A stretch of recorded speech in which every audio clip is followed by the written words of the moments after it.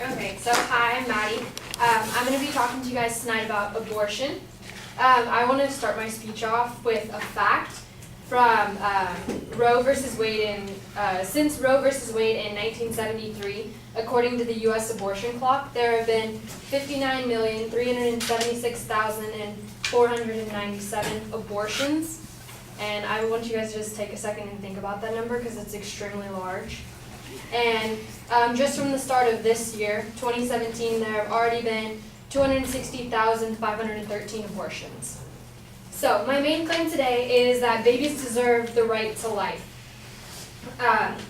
Just in case you guys don't know what an abortion is, it's the removal of an embryo or fetus from the uterus in order to end a pregnancy. So basically going into the womb and killing the baby and terminating a pregnancy.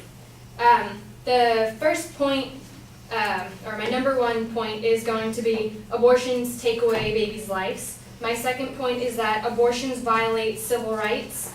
And my third point is that babies feel pain inside of the mother's womb during abortion. So, starting off with my first supporting or secondary point is abortions take away babies' lives. According to Dr. Michelini Matthews from Harvard Medical School, she says, it is scientifically correct to say that an individual human life begins at conception, meaning that as soon as the sperm and the egg meet, that baby becomes a human life, and inside of the woman, even though we can't physically hold that child, it is still a human being. Furthermore, going on, according to Kaiser Permanente, by 6 weeks, the baby's heart has begun to beat. We all have beating hearts. I don't think it's very fair to say that any of us should die, and doing that same thing to a child, even though it hasn't been technically born yet, I don't think that's fair either. By week 7, the umbilical cord has formed to supply oxygen and nutrients to the baby. By week 14, the little one is already active and moving around. It has facial expressions, it's smiling, you can see if it's frowning, and all of this stuff through an ultrasound, yet we're still killing these children. By week 16, the baby is strong enough to hold up its own head. We all can hold up our own head, and we're not being just thrown out the window, but yet people are still discarding their life. Innocent little human beings. By week 18, their inner ears start developing and they can start hearing what's going on outside. And by week 19, it's been proven that they can hear what's going on. They can hear the mother's heartbeat while they're inside of the womb. They can see light outside of the womb. And and if you touch the baby, they can see in an ultrasound that the baby can notice that there's something touching the stomach or the outside of the womb. Now, a lot of times people will claim when you bring up abortion that it should be allowed because of rape and incest and serious situations like that, but less than 1% of abortions in the United States are because of rape or incest. So, going on to my second point, abortion violates civil rights.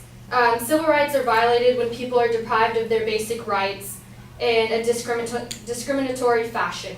Unborn children are deprived of their life. They're being taken away their rights that each citizen in the United States should have. And just because they're inside of the womb and of the carrier and they're not physically present like you and I, we're still taking them away, and I don't think that's fair. And it's very inhumane and cruel.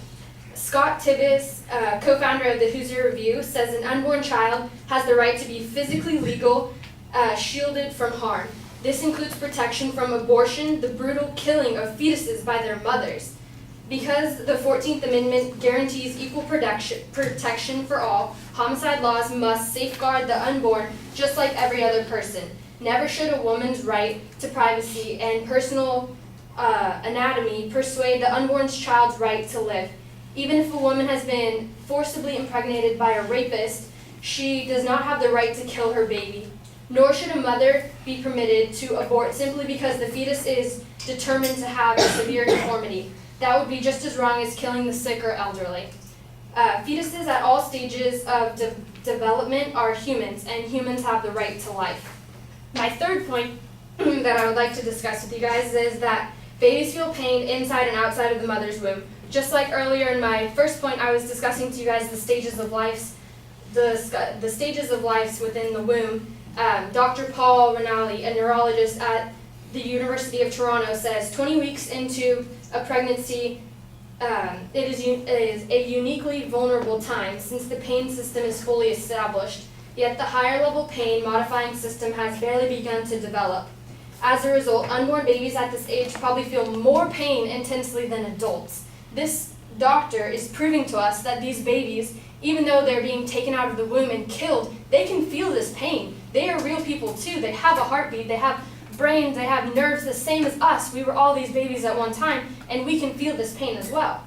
An additional point going on to this one is that pioneer fetalologist Albert Illey from the University of Auckland says that by the 65th day after conception, practically 3 months in to the pregnancy, the baby's spinal reflexes are significantly developed to feel pain. He adds on, when doctors first began invading the sanctuary of the womb, they did not know that the unborn baby would react in the same fashion as the child would, but they soon learned that they did.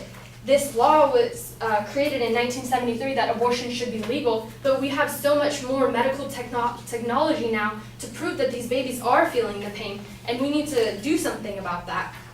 I've personally watched these videos, and I recommend that you guys all go and look up on YouTube an actual abortion and see what it's doing to the child. It's literally, there's two very common methods. One of them is going inside of the womb and sucking it out with a vacuum-sized thing that has like 10 or 20 times more suction than an actual vacuum, and it just rips and dismembers the whole body and goes into like a wastebasket. And then another way is forcing like a heart attack onto this baby. Completely uncruel and inhumane. So, wrapping up my speech, I just want to leave you guys thinking about how that these abortions really do take babies' lives away, and these babies should have civil rights, and they do, and that these babies feel pain inside of their mother's womb. I want to leave you guys with a quote from Dr. Seuss that says, "A person is a person no matter how small." So thank you for your time.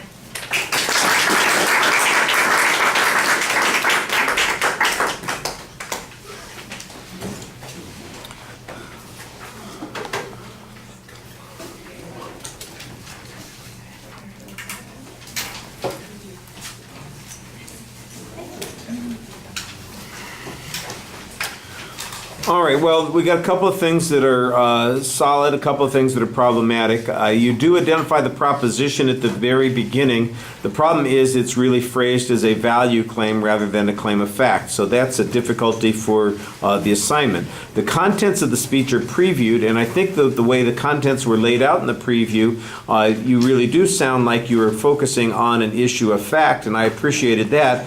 But then when you get to the body of those particular points and start developing them, frequently value claims get interjected into the argument, and I think that's problematic. A lot of the presentation issues and some of the evidence, especially in the last point, is designed for persuasive appeals rather than argumentative appeals. And so in a persuasive context, I think this would be pretty effective, but I'm not exactly sure that it's meeting the criteria for some of the arguments. There are 3 or 4 times that you'll be able to watch in the presentation and see that you refer to something that you say that it's not fair, that somebody deserves something, that nobody can do this kind of thing and it's wrong, and you start talking about cruelty and all those sorts of things. And that's all clearly value-based issues rather than factual-based issues. The question about whether or not abortion is necessary for the health of the mother, that would be a issue of fact. The question about whether or not abortion it takes a life, I think you do have an issue of fact that you're talking about there, which is perfectly fine, but the controversy isn't necessarily on whether it is a human life, but whether or not there is a right to that life, that life has a legal right, for instance, and that's what the court ruling in Roe versus Wade is talking about, where the rights begin, when a mother's rights or ability to make decisions about her body have greater precedence. And that you see that as being unfair, I understand that particular point, and I think that there's a good argument being presented here on the fairness issue, but like I said, it's off on, that's not a factual dispute, that's a value dispute that you're dealing with there. You know, like I said, there's a whole set of arguments about the issue of pain and suffering, and I think that you do a good job demonstrating that there are physical issues for fetuses at that particular stage of development, that there is consequence, that it's harmful, painful, like you said. But I think most of those things are being used to suggest against, again, an emotional plea here rather than a argument about what the facts are. The real dispute on the factual issues, well, there are legal issues that you're talking about where how do we balance the rights.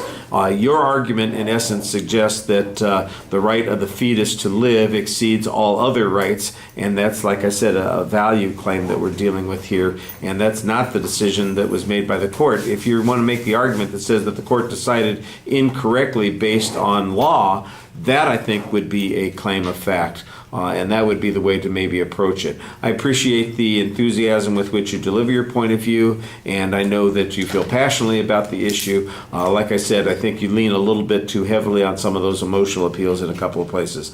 It's well organized in the body of the speech, so I could tell where you were at any given point. And like I said, there were a couple of places where you did a good job citing evidence, although there were some spots where you're giving us some data about the development of fetus, for instance, where it's factual data. I don't think there's probably much dispute about it, but you probably ought to provide us with a source citation on that. All right, thank you.